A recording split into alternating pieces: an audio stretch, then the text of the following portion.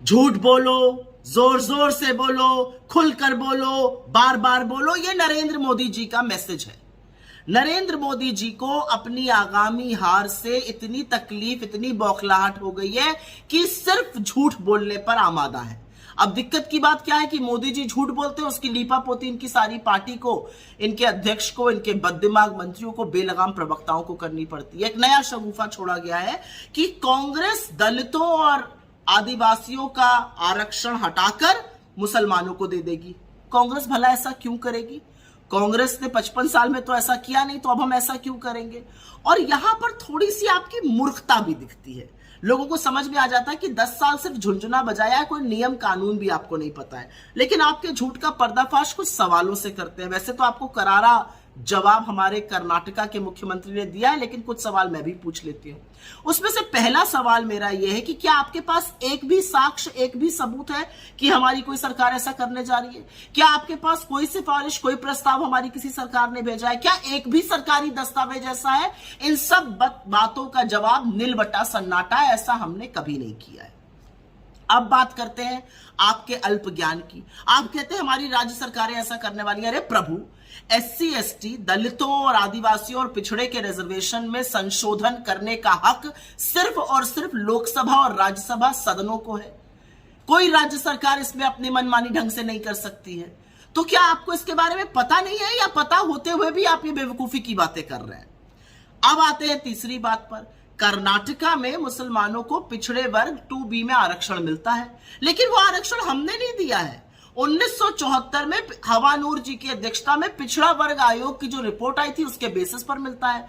3 दशकों से मिल रहा है। और असली बात यह है कि आपके घटक दल के साथी एचडी देवगौड़ा जी दंभ भरते हैं कि उन्होंने वो आरक्षण दिया। तो 2 काम करिए, पहले तो उनसे पूछिए उनका इसमें क्या मत है, क्यों उनको आपने गोदी में बिठा कर रखा हुआ है।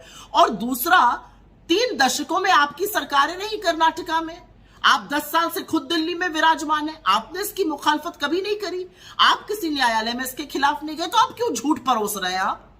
और असलियत एक बात और है, कुछ बातें जाननी लोगों को जरूरी है। आपकी बसवराज बोम्मई की कर्नाटका की सरकार, सुप्रीम कोर्ट से लताड़ मिली थी उनको। वो अपना मनमाना संशोधन विभाजन के लिए करना चाहते थे। सुप्रीम कोर्ट ने लताड़ लगाते हुए कहा था ऐसा कोई संशोधन नहीं होगा। इसमें कांग्रेस का क्या लेना देना?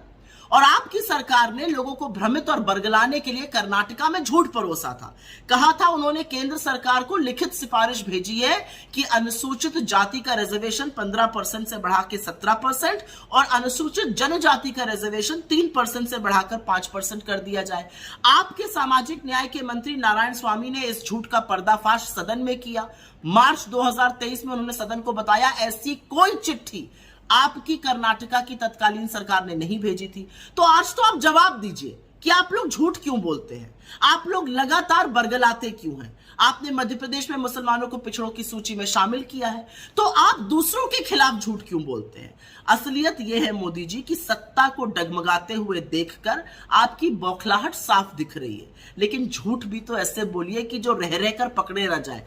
4-4 साल के बच्चे आपकी झूठ की बखिया उधेड़ रहे हैं और आप झूठ पर झूठ बोलते जा रहे हैं।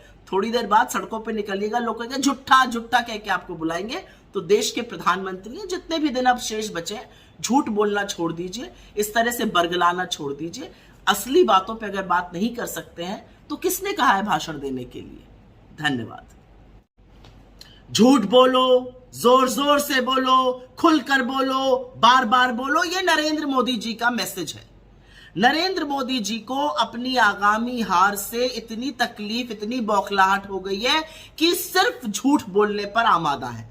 अब दिक्कत की बात क्या है कि मोदी जी झूठ बोलते हैं, उसकी लीपापोती इनकी सारी पार्टी को, इनके अध्यक्ष को, इनके बददिमाग मंत्रियों को, बेलगाम प्रवक्ताओं को करनी पड़ती है। एक नया शगुफा छोड़ा गया है कि कांग्रेस दलितों और आदिवासियों का आरक्षण हटाकर मुसलमानों को दे देगी। कांग्रेस भला ऐसा क्यों करेगी? कांग्रेस ने 55 साल में तो ऐसा किया नहीं, तो अब हम ऐसा क्यों करेंगे? और यहां पर थोड़ी सी आपकी मूर्खता भी दिखती है। लोगों को समझ में आ जाता है कि 10 साल सिर्फ झुंझुना बजाया है, कोई नियम कानून भी आपको नहीं पता है। लेकिन आपके झूठ का पर्दाफाश कुछ सवालों से करते हैं। वैसे तो आपको करारा जवाब हमारे कर्नाटका के मुख्यमंत्री ने दिया है, लेकिन कुछ सवाल मैं भी पूछ लेती हूँ। उसमें से पहला सवाल मेरा यह है कि क्या आपके पास एक भी साक्ष्य, एक भी सबूत है कि हमारी कोई सरकार ऐसा करने जा रही है? क्या आपके पास कोई